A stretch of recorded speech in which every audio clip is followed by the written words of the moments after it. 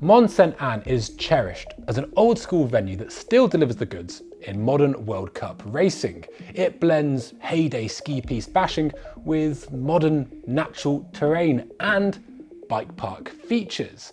So with the race this weekend, we thought it would be fun to look back at the last 5 years and rank the season's final race in order of excitement. The 2020 season was a game of two halves, almost quite literally. There were just 2 venues and 2 double headers. Now, Loris Vergier picked up a total of 450 points out of a possible 500 at the Slovenian rounds, the opening 2 rounds of the season, before picking up just a little over 100 at the final 2 rounds. So he came in very much in the hot seat, but he wasn't to leave with that overall title. Once the race did get to Lucca, it was actually Menard and Bruni that picked up the most points over that double header.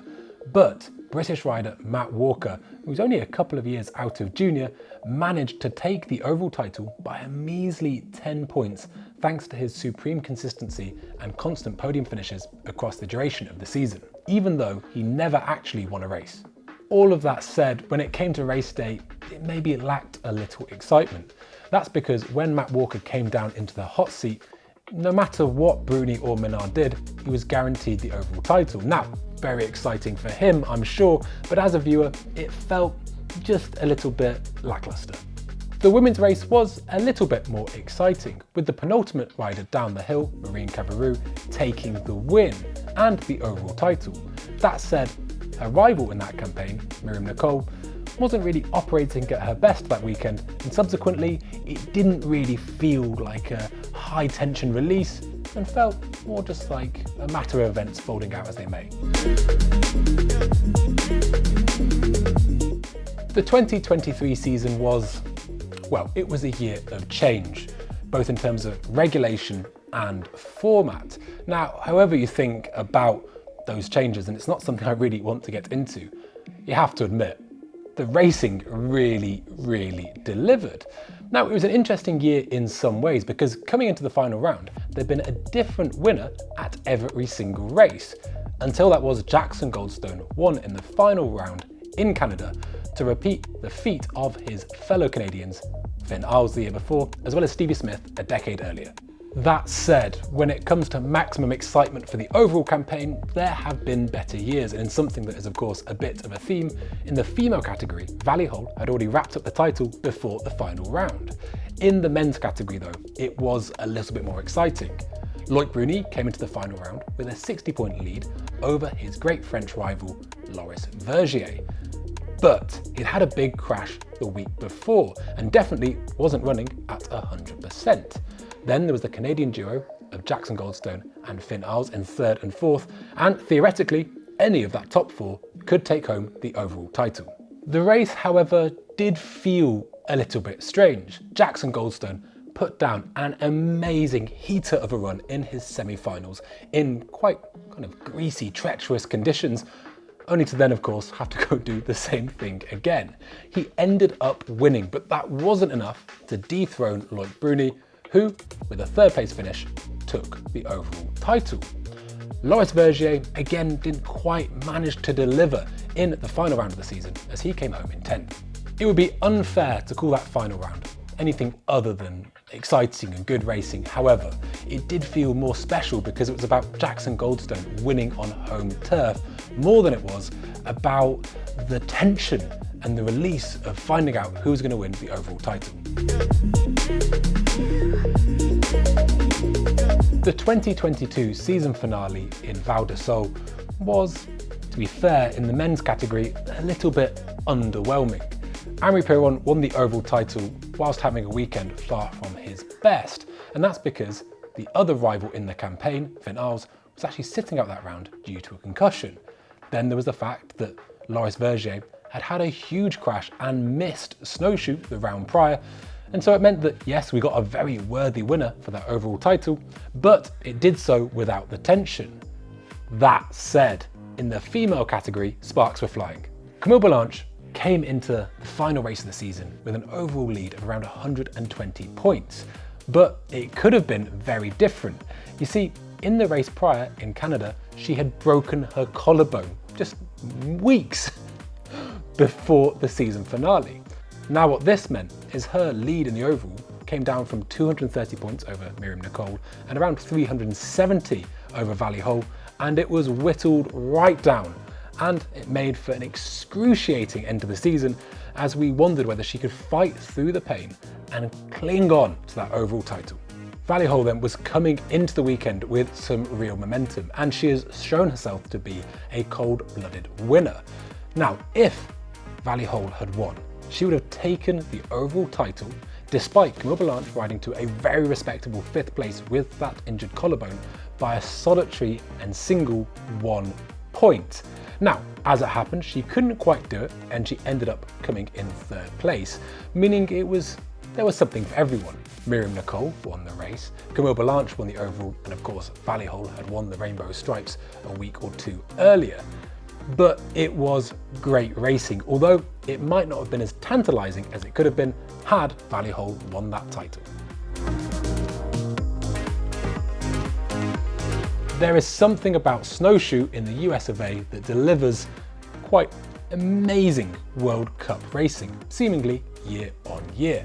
Now, coming into the women's race, Vali Hole was a fair chunk behind Miriam Nicole in the overall, but this year was a double header with a theoretical 500 points available should you win qualifying and the race of the first event, and then claiming all 250 points in the final round by winning the race. But Miriam Nicole was pretty much a shoo-in, surely. It was there on a plate, but she crashed in both race runs, meaning she was well off the pace, especially in the last one, I think about 5 out of 10 seconds. Vali Hole, however, claimed the maximum 500 points to be a surprise winner and win her first overall title. It was quite amazing, and it gave Miriam Nicole something to lament. In fact, lamenting was going to be a theme for that Commencal Muck-Off team, as they had a weekend to forget. Thibaut Deprella had had a really strong start to the season, and coming into the final round, that double header was odds-on favourite to take the overall title. However, he had that quite infamous mechanical in race 1 and then crashed before the second race, meaning suddenly, when it came to that final Sunday, the overall was wide open, and Loris Vergier looked to be the presumed favourite. However, there seemed to be a little bit of anxiety on the Frenchman's behalf, and he didn't necessarily cope with this new position he was thrust into. And it was Loic Bruni who became the surprise winner of that overall title, seemingly coming from out of nowhere even a week prior to claim the World Cup overall. The manner in which Bruni won was quite remarkable, and he showed why he's known as one of the best riders at dealing with pressure. He deprived Australian racer Troy Brosnan of what would have been a very popular win. Now, coming into those final 2 rounds, Bruni was around 300 points behind Deprez and 110 behind Vergier, but he left the weekend, when all was said and done, with an overall lead of 100 points to claim the title. I mean, that is really quite amazing. So, the one you've all been waiting for, Snowshoe 2019. Now, this to my mind was probably the most exciting season finale that I've personally ever seen. In the women's category, Tracy Hannah could secure the title with a good chunk of points, even if her rival Marine Cabarrou won, which she did.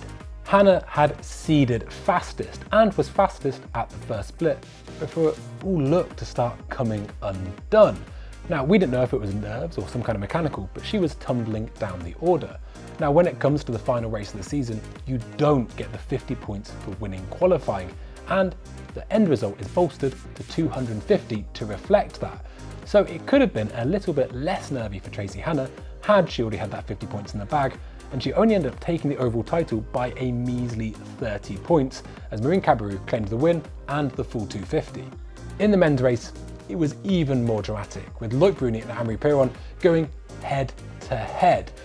Now, in that 2019 season, the Commencal bike, the Supreme V4, was an absolute monster truck, using full 29 and seemed to just carry so much speed through the rough stuff. Coupled that with Piron's tense and quite incredible bravery, he seemed to be able to let it run like no one else really could, at some points almost bouncing off trees as he made his way down the course. Once he got to the bottom, he was around 5 seconds up and went into the hot seat as the fastest rider. But things were about to get tense, not least because of Loic Bruni, who was the second to last man down the hill, but also because of Danny Hart playing Kingmaker. When Bruni dropped in, he knew that if he finished third, he would win the overall title no matter what. Now at this point in his career, he was a multiple world champion, but he'd never actually won the overall title, so there was still a lingering question mark about whether he could deliver it over the duration of a full campaign. So, at split number 3, he was down in 4th, but he managed to climb his way back up into 3rd position overall, and theoretically enough to take the overall title with 1 rider left. Danny Hart pinballed around the rankings. At the first split, he was 6th, advantage Bruni, before climbing to 2nd, advantage Piron.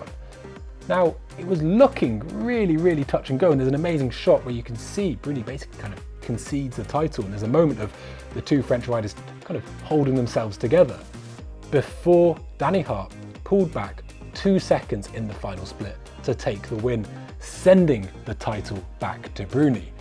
It's some of the most amazing riding or racing in the context of an overall campaign, and to my mind is the most exciting season finale by a long shot. So that's my ranking of the last 5 season finales. Did I get them right? Did I get them wrong? And what do you think was the most exciting downhill race you've ever watched live? Thank you for watching, and we will catch you next time.